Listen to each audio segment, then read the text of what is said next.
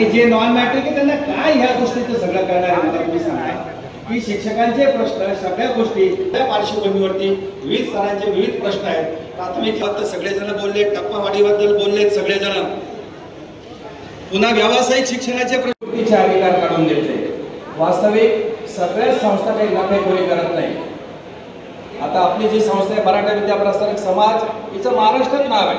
सगळ्या संस्थांना नफेखोरीच्या नजरेतून बघून ही नियुक्ती समायोजन रिक्त पदांवरती केलं जातं. त्याला शिकवायला शिक्षक नाही आणि रिटायर झालेल्या माणसांच्या जागी हे शिक्षक द्यायचे. आपण बघतो आहोत की कंत्राटीकरण सुरू विद्यापीठ लेवलला सुद्धा सिनियर कॉलेजमध्ये सुद्धा 70% काम हे 83% लोकांना जे लाखाच्या वर. मग पोर्टल चालू केलं कारण म्हणजे खाजगी शिक्षण संस्थांना काय विश्वासरावजी नव्हे त्याचबरोबर संस्थेचे संचालक मागे त्याला शाळा, मागे त्याला कॉलेज, आणि मग त्याच्यामुळे झालं काय की अनुदानित खर्चीची काही पटसंख्या आहे ती कमी व्हायला लागल्यावरती पालकांना सातत्याने फोन. आपण सर्वजण या ठिकाणी आवर्जून खुश राहिला. त्याचप्रमाणे या सभे संबोधित करण्याकरता आपले सन्माननीय खासदार, त्याचप्रमाणे संसदीय सरचिटणीस सन्माननीय ॲडव्होकेट नितीन भाऊ ठाकरे, त्याचप्रमाणे सर्व विभाग मोहम्मद कुमार नागे मालेगावचे अपक्ष उमेदवार होते, त्यांनी भाऊंना पाठिंबा दिलाय. त्यानंतर इस्तू संघटनेचे काही साधित निसार आणि परवेजा शेख यांनीही या ठिकाणी संघटनेच्या वतीने पाठिंबा द्यायचं ठरवलंय. त्यांनाही नंतर लगेचच व्यासपीठावर लावून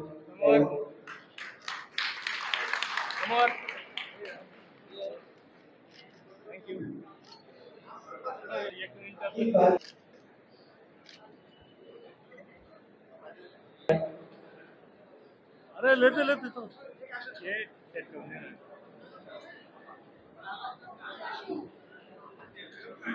ओ जुंदा अरे मागे सरका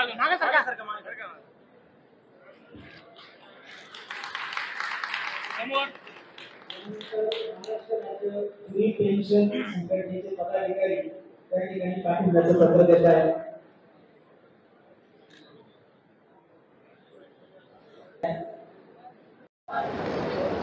शिक्षक मतदारसंघाच्या आजच्या या प्रचार सभेत जमलेले सर्व शिक्षक बंधू भगिनी, व्यासपीठावरील शिक्षण क्षेत्रातील, राजकीय सामाजिक क्षेत्रातील सर्व प्रमुख व्यक्ती, मराठा विद्या प्रसारक समाज या प्रमुख संस्थेचे नेतृत्व करणारे नितीनजी ठाकरे, अनेक शिक्षक संघटना, शैक्षणिक संघटनेचे प्रमुख पदाधिकारी,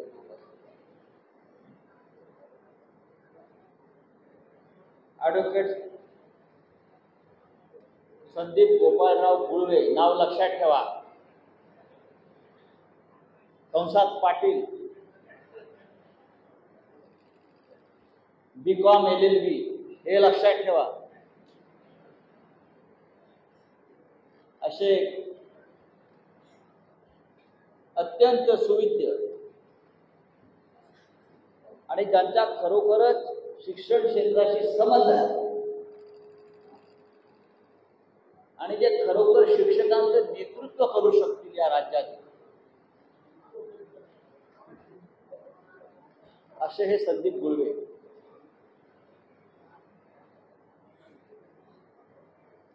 यांना महाविकास आघाडी,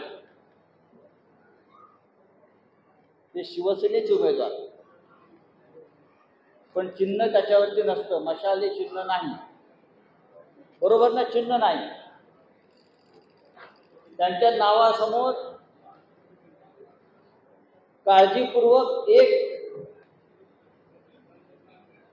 आमचा अनुभव अत्यंत वाईट आहे मुंबईमध्ये, ठाकरे साहेब,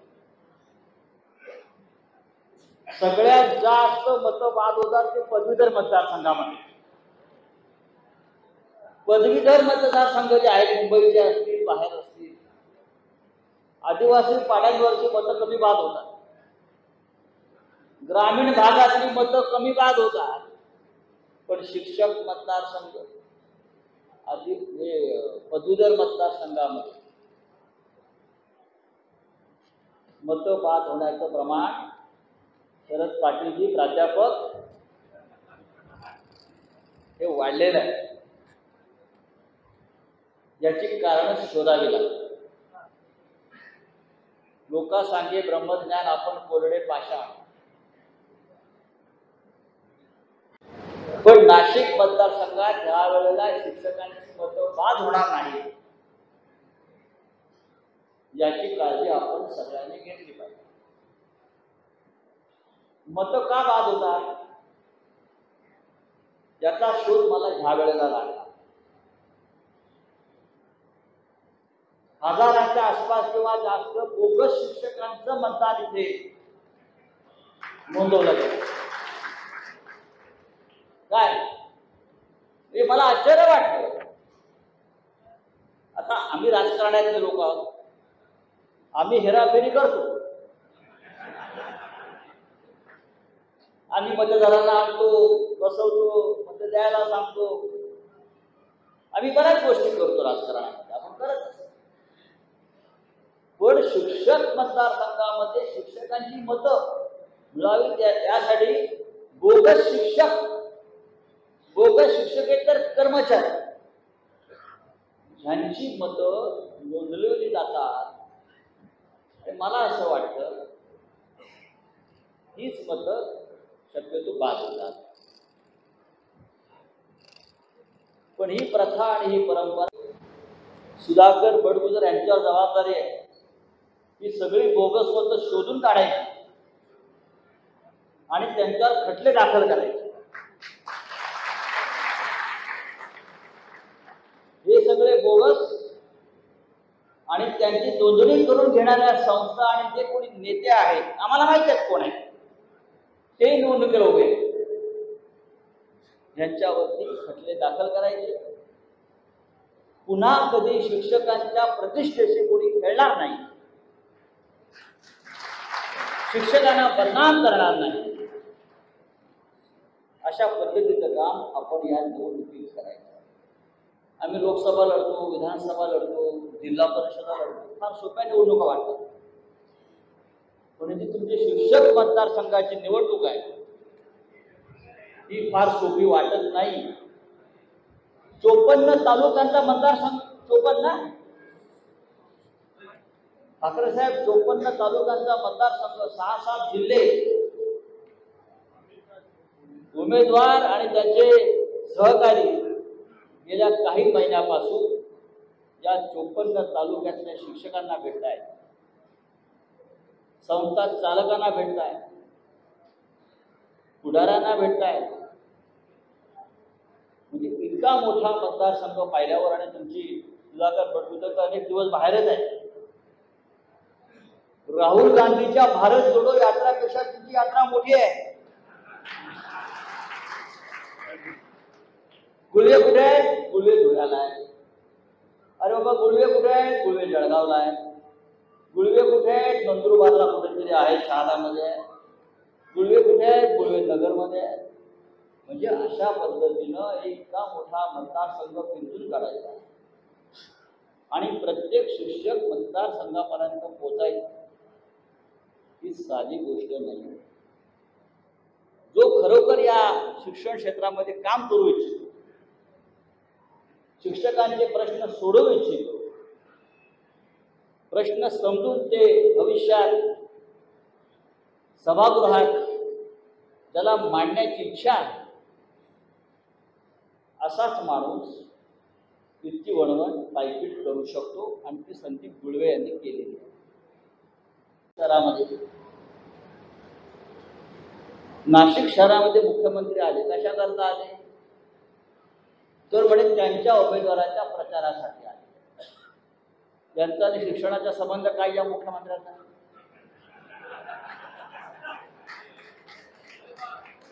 गेल्या 2 वर्ष मुख्यमंत्री आहेत, शैक्षणिक धोरणावर, शिक्षकांच्या प्रश्नावर, विद्यार्थ्यांच्या प्रश्नावर या महाशयांनी एक शब्द जरी कधी उच्चारलाय असेल तर मला सांगा. असे मुख्यमंत्री या नाशिकमध्ये आले आणि माझ्या उमेदवाराला विजयी करेन असे सांगा. मी म्हटलं म्हणजे काय करणार आहे, तर त्यांनी शिक्षकांच्या मताचा भाव लावला. शिक्षकांच्या मताचा भाव लावणारा मुख्यमंत्री या महाराष्ट्राला लाभलेला नाही. या शिक्षण क्षेत्राची आणि शिक्षणाची बदनामी या राज्यात करणारं सरकार आपल्याला त्याला छेद आहे. आणि त्यांच्याच उमेदवारांनी सांगितलं ना, शिक्षकांना गुलामासारखं राहावं. काय म्हणते, शिक्षक तुमचे गुलाम राहतील. शिक्षकांना तुम्ही आधीच वेठबिगार करून ठेवलेला आहे. अनेक शिक्षकांचे प्रश्न जे असे आहेत आणि संस्थांचे प्रश्न, तुम्ही त्यांना वेठबिगाराचंच काम दिलेलं आहे. अनेक संस्था तुम्ही संकटात आणलेल्या आहेत. या देशात आणि या राज्यामध्ये सगळ्यात जर दुःखी आणि कष्टी पुढे असले तर पहिला शेतकरी आणि नंतर शिक्षक.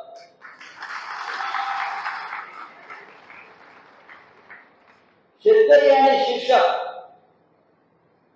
आणि ज्या राज्यात किंवा ज्या देशामध्ये शेतकरी आणि शिक्षक हा समाधानी नसतो, ते राज्य आणि तो देश कधी सुखी होऊ शकत नाही असे इतिहास आहे. गेल्या अनेक वर्षापासून मी पाहतोय आणि समाजकारणामध्ये आहोत, राजकारणामध्ये आहोत, पत्रकारितेमध्ये आहोत. शिक्षकी पेशाला या देशामध्ये, या महाराष्ट्रामध्ये मान सन्मान प्रतिष्ठा. शिक्षक म्हटलं का आदराने पाहिलं नाही, प्रेम ममत्व वाटायचं. शिक्षकाला स्वावलंबी करण्यासाठी या महाराष्ट्रातल्या आपल्या अनेक पूर्वीच्या नेत्यांनी, समाजसुधारकांनी फार मोठं काम केलं. शिक्षणाचा व्यापार झालेला नव्हता, बाजार झालेला नव्हता. तेव्हाही अगदी महात्मा ज्योतिबा फुल्यांपासून कर्मवीर भाऊराव पाटील असतील, डॉक्टर बाबासाहेब आंबेडकर असतील, अनेक संस्था चालल्या, अनेकांनी या क्षेत्रात काम केलं. आणि शिक्षकाला, या शिक्षकी पेशाला समाजामध्ये प्रतिष्ठा मिळवली. पण गेल्या काही वर्षांमध्ये शिक्षकाच्या हातामध्ये भिकेचा कटोरा देण्याचं काम राज्यकर्त्यांनी केलं. शिक्षकाला याचक केलं. ही अत्यंत दुर्दैवाची गोष्ट या महाराष्ट्र राज्यामध्ये गेल्या अनेक वर्षापासून आपण पाहतो. मग अशा आपण उल्लेख केला, जुनी पेन्शन योजना 2005 सालापासून आपण सगळे त्याच्यासाठी भांडलो. 2005 सालापासून जुनी पेन्शन योजनेचा या देशातले पंतप्रधान अनेक विषयावर चर्चा करतात, मन की बात करतात, चर्चा करतात. या राज्याच्या मुख्यमंत्र्यांना सरकार पाडण्यासाठी 50-50 कोटी रुपये हे आमदारांना, खासदारांना देण्यासाठी आहे. मतं विकत घेण्यासाठी यांच्याकडे कोट्यावधी रुपयांची कोटी पडलेली आहे. पण जुन्या पेन्शनच्या प्रश्नावर शिक्षकांशी चर्चा व्हावी, त्यांच्या प्रतिनिधींशी चर्चा व्हावी, त्यांच्या प्रश्नाला चालना मिळावी, यासाठी गेल्या काही वर्षामध्ये कोणी आवाज उठवला. मग कॅबिनेटमध्ये असेल, विधिमंडळात असेल, मला तर सरकार सोडून द्या, जे शिक्षकांच्या मतांवर आतापर्यंत निवडून आलेले लोक आहेत. शिक्षक मतदारसंघ ज्याला आपण म्हणतो, खास त्यासाठी आपण निर्माण केलेले आहे. या शिक्षक मतदारसंघातून निवडून आलेल्या तुमच्या प्रतिनिधींनी तरी या प्रश्नावर सभागृहामध्ये कधी जोरकसपणे आवाज उठवला आहे? अनेक प्रश्नावर सभागृह बंद पाडली जातात. लहान लहान प्रश्नावर सभागृहात गोंधळ घातला जातो, सभागृह बंद पाडली जातात. पण शिक्षकांच्या जुन्या पेन्शनच्या प्रश्नावर सभागृह बंद पाडावं, सरकारचं आणि राज्याचं लक्ष वेधून घेतलं जावं, अशी भूमिका एखाद्या आमदारानं घेतली हे कधी मला दिसलं नाही. ती बंद आहे. किती लहान शाळांवरती, शिक्षकांवरती, संस्थांवरती असेल, शिक्षकांच्या वरिष्ठ वेतन समितीचा प्रश्न अनेक वर्ष प्रलंबित आहे. इतरांचं सोडून द्या, पण जे शिक्षक प्रतिनिधी म्हणून निवडून गेलेले आहेत, निदान त्यांनी तरी ह्या प्रश्नावरती आपला आवाज बुलंद केला असता तर हा प्रश्न नक्कीच पुढे सरकला असता. त्याचं कारण असं हे यासाठी होत नाही,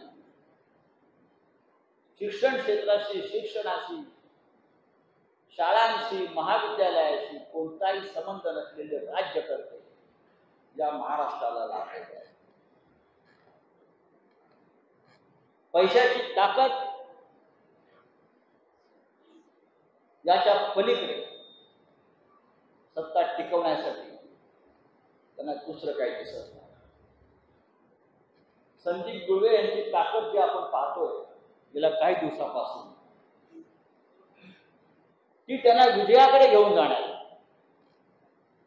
अशा अनेक संस्थांनी पाहतो की कोण त्याला आणि गुळव्यांच्या पाठीशी थांबून उभे आहे. आम्ही संदीप गुळवे यांना विजयी करणार. मी आणि माननीय उद्धव ठाकरे साहेब हे स्वतः अनेकांना फोन करतो, स्वतः आम्ही अनेक ठिकाणी बैठका घेतो.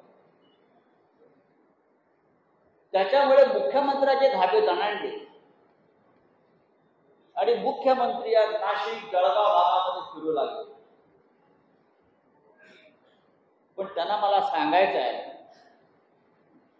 तुम्ही शिक्षकांच्या स्वाभिमानाचा लिलाव करू शकत नाही, जसा तुम्ही इतर वेळेला करू शकत नाही, कारण लोकांचा तुमच्यावर विश्वास राहिलेला नाही. हे कालच्या लोकसभा निवडणुकीच्या निकालाने स्पष्ट केले. या विधान परिषदेच्या जागा ज्या आहेत, पदवीधर असतील, शिक्षकांच्या असतील,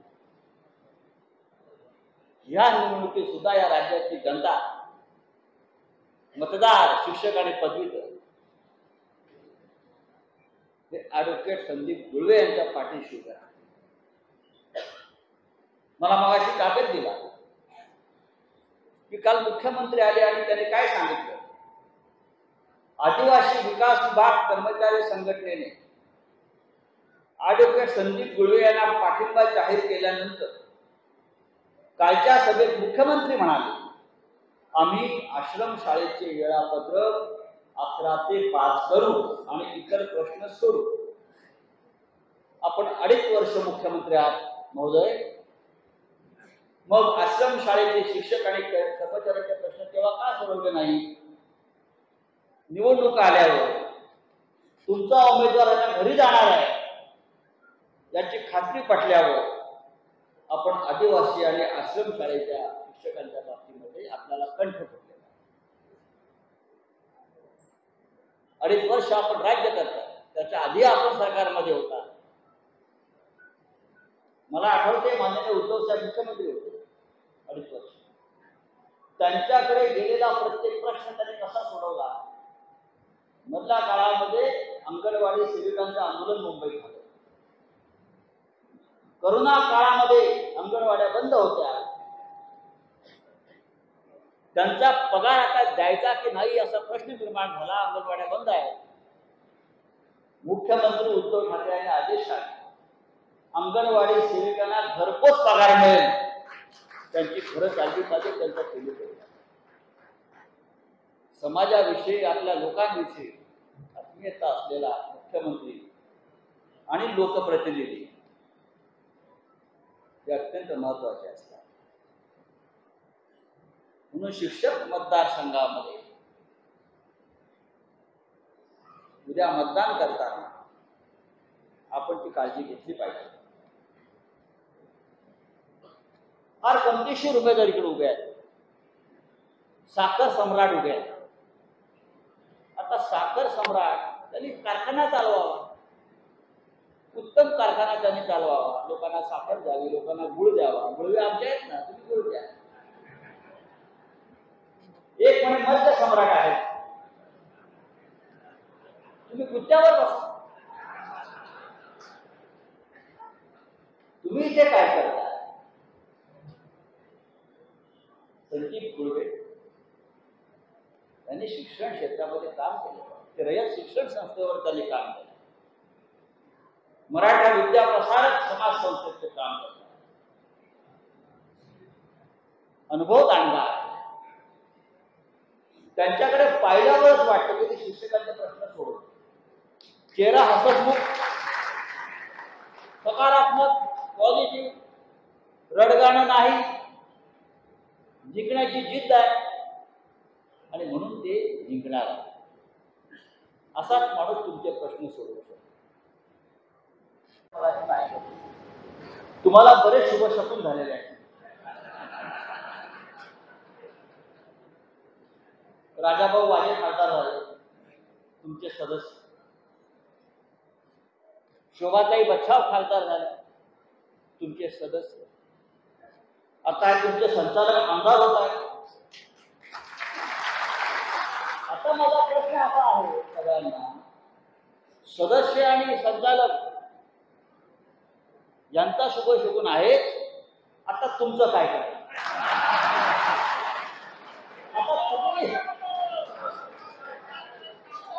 आता ठाकरे साहेब तुम्ही निर्णय घ्या. बघा सगळे छान दिसतात, गळ्यामध्ये भरपूर पहा, मागे पहा, पुढे पहा. ज्याने त्यांनी गळ्यामध्ये भगवं घातलेला आहे त्यांचा मार्ग दुर्वेळपणे असा पुढे गेलेला आहे. आपण तर त्या संस्थेचं नेतृत्व करतो, त्याच्यामुळे आपलं जे ताट आहे ते मोठा असायला पाहिजे. असो मी गंमत नाही करत.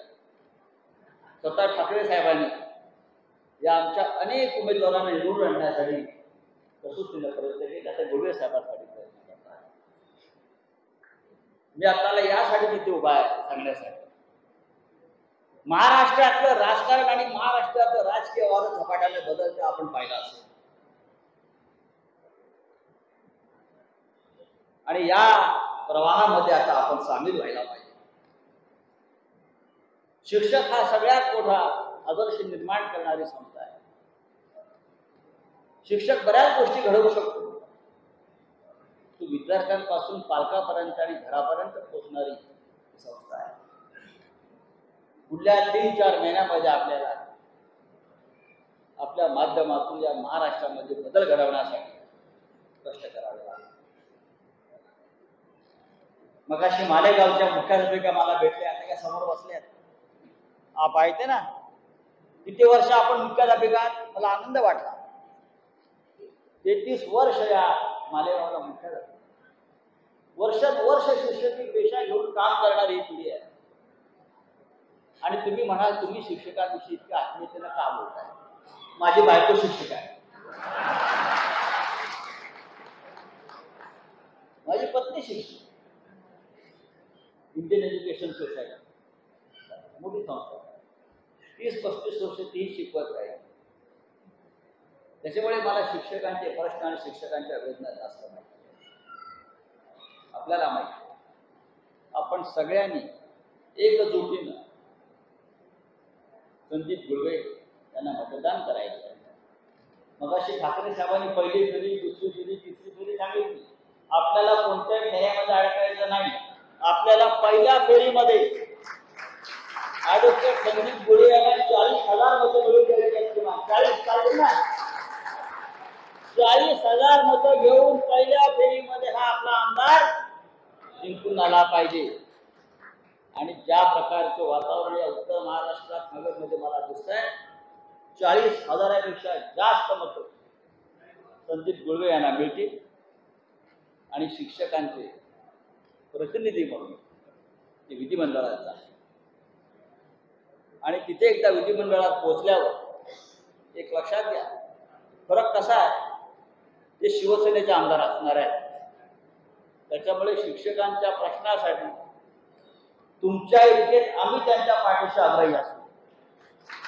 उद्धव ठाकरे साहेब आग्रही असतो, कारण जेव्हा एक निवेदन आपण त्यांच्याकडे देणार आहात त्याची एक प्रत शिवसेना भवनात आणि मातोश्रीवर सुद्धा जात असते. प्रश्न सुटले की नाही ही पाहण्याची जबाबदारी मग तेवढा आमची असते. आणि प्रश्न यासाठी सुटणार आहेत, नोव्हेंबर नंतर महाराष्ट्रामध्ये आपला मुख्यमंत्री होणार आहे आणि त्या मुख्यमंत्र्याकडून पहिलं काम जर कोणतं करून घ्यायचं असेल तर ते शिक्षकांचे प्रश्न प्रलंबित राहू नये असे अनेक प्रश्न आहेत. त्यातले प्रमुख प्रश्न आपण सोडवूया. आणि मला खात्री आहे नाशिकचं सगळ्यात मोठं मतदान आहे तुझ्याकडे. नाशिकचं मतदान मोठं आहे, ठीक आहे. 26,000 मतदान नाशिकला आहे. 26,000 याला पडलं. पण जास्तीत जास्त मतदान आपल्याला पडेल आणि आपण सगळे संदीप गुळवे यांना प्रचंड बहुमताने विजय करा हा विश्वास, आत्मविश्वास मी व्यक्त करतो आणि तुमचा आपल्याला जावे. जय हिंद, जय महाराष्ट्र. पुढील 6 वर्ष आपलं प्रतिनिधित्व करत असताना शिक्षकांच्या अडीअडचणी, शिक्षकांचे जे काही प्रॉब्लेम्स आहेत हे सॉल्व्ह करण्यासाठी म्हणून कटिबद्ध राहणार आहे. आज मराठा विद्याप्रसारक समाज ही 109 वर्ष जुनी संस्था, या संस्थेचं प्रतिनिधित्व करत असताना या संस्थेचे कर्मवीरांनी वेगवेगळ्या सभागृहामध्ये प्रतिनिधित्व केल्यानंतर ही संस्था एक वटवृक्ष झाला आहे. गेल्या 10 ते 12 वर्षापासून आपल्याला लोकप्रतिनिधी नाही म्हणून बऱ्याचशा अडचणी आपल्याला येत असतात. आपल्या संस्थेने मला उमेदवारी करण्याची संधी दिली. तीच संधी महाविकास आघाडीच्या सर्व नेत्यांनी दिली. ती संधीचा मी सोनं करण्यासाठी म्हणून सर्व जिल्ह्यातील 5 जिल्ह्यातील संस्था, 5 जिल्ह्यातील शिक्षक, त्यांचे जे काही अडीअडचणी आहेत, माझ्या विद्यार्थ्यांच्या पण बरेचशा अडचणी आहेत, त्या सर्व अडचणी सॉल्व्ह करण्यासाठी म्हणून मी कटिबद्ध राहणार आहे. आपण सर्वांनी येत्या 26 तारखेला माझं नाव मतपत्रिकेवरती ह्या नंबरला आहे. ही साईन कसली आहे? व्ही फॉर विक्ट्री 2 नंबरला माझं नाव आहे. माझ्या नावाच्या पुढे advocate Gulve Sandeep Gopalrao in bracket Patil हे मला सांगावं लागतंय. याचं कारण तुम्हाला सर्वांना लक्षात आलं असेल. काय कारण आहे?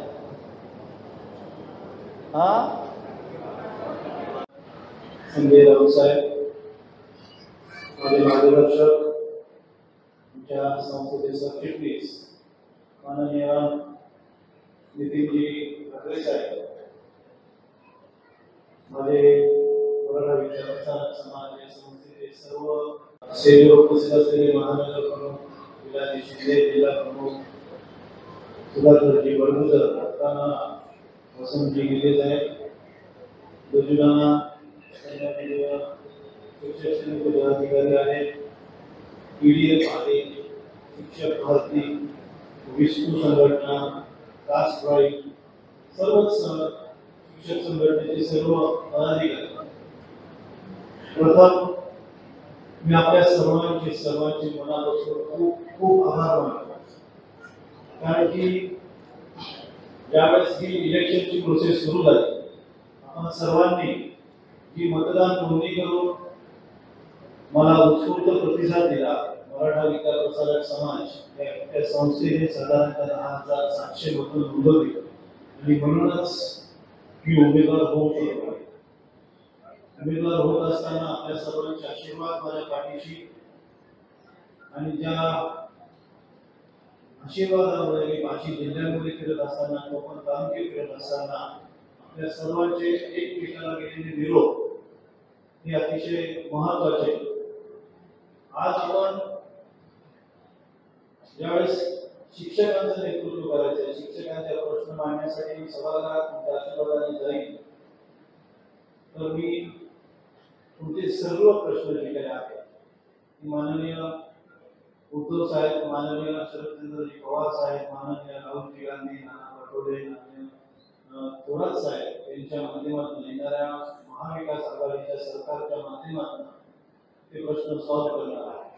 ते प्रश्न जुनी पेन्शन योजना, शिक्षक भरती, शिक्षकांचं टप्पा अनुदान, शिक्षकांचे मेडिकल बिल, शिक्षकांची स्कूल्स आहेत त्यांच्यासाठी ग्रँट्स मिळवून देणे, शिक्षकांचे वेगवेगळे प्रश्न, प्रोफेशनल कॉलेजेसमध्ये बरेचशा अडचणी आहेत, इंग्लिश मिडियमला बरेचशा अडचणी आहेत, नॉन ग्रांटेड त्यांना ग्रँट्स नाही, नॉन ग्रांटेड स्कूल्स त्यांच्यासाठी म्हणून मेडिकल पॉलिसी, कॅशलेस पॉलिसी, हे सगळ्या माध्यमातून आपल्या सर्वांची सेवा करू शकतो. मी येणाऱ्या काळामध्ये ज्यावेळेस आपला प्रतिनिधी म्हणून सभागृहात काम करेल त्यावेळेस मी तुमचा गुलाम राहील, इतर कोणाचा गुलाम तुम्हाला होऊ देणार नाही. पुढील 6 वर्ष मी ही गुलामगिरी तुमच्यासाठी म्हणून स्वीकारतोय.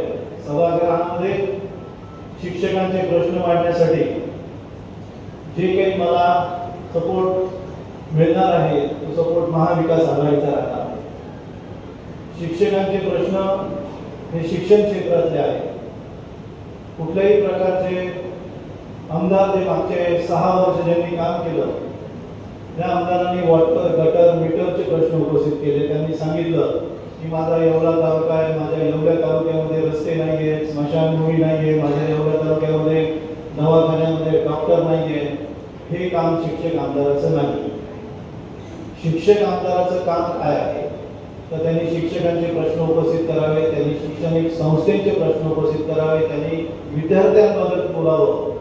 हे गेल्या 2-3 वर्षामध्ये असं वाटायला लागलं होतं की शिक्षण क्षेत्रातील सर्व प्रश्न संपले की काय, म्हणून आपले महोदय एवढ्याबद्दल